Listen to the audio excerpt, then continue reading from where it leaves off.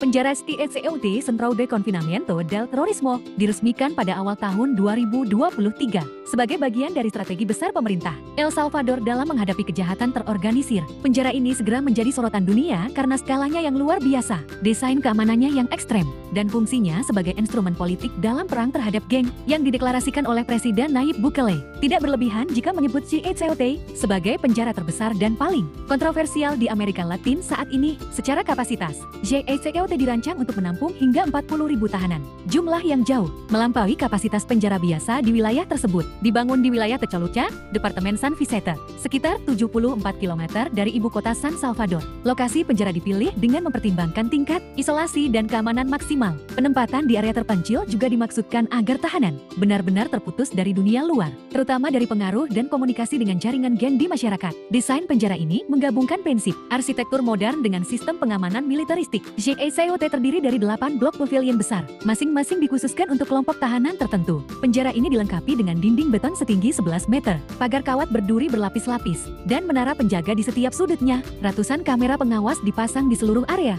disambungkan ke pusat kontrol yang diawaki oleh aparat keamanan 24 jam non-stop. Selain itu, ribuan personel militer dan polisi dikerahkan untuk menjaga kompleks penjara dari luar dan dalam. Yang paling mencolok dari CECOT adalah filosofi operasionalnya, bukan untuk rehabilitasi, melainkan untuk pengasingan dan penindasan total. Tahanan diperlakukan seperti musuh negara, bukan warga negara yang menjalani hukuman. Tidak tersedia akses hiburan, kunjungan keluarga, atau bahkan kesempatan untuk keluar dari sel secara rutin. Narapidana tidur tanpa kasur, makan 2 kali sehari dalam porsi minim, dan aktivitas mereka dikendalikan secara penuh. Bahkan cahaya matahari dan interaksi sosial dibatasi ketat, menciptakan efek psikologis tekanan tinggi yang bertujuan menghancurkan solidaritas geng dari dalam. CECOT juga dirancang sebagai simbol politik. Presiden Nayib Bukele secara aktif mempromosikan penjara ini lewat media sosial dan siaran resmi pemerintah. Melalui gambar-gambar tahanan berbaris dalam posisi tunduk, tubuh penuh tato geng, dan pengamanan militer yang ketat. Pemerintah ingin menunjukkan kepada publik bahwa negara telah mengambil kembali kendali dari tangan para kriminal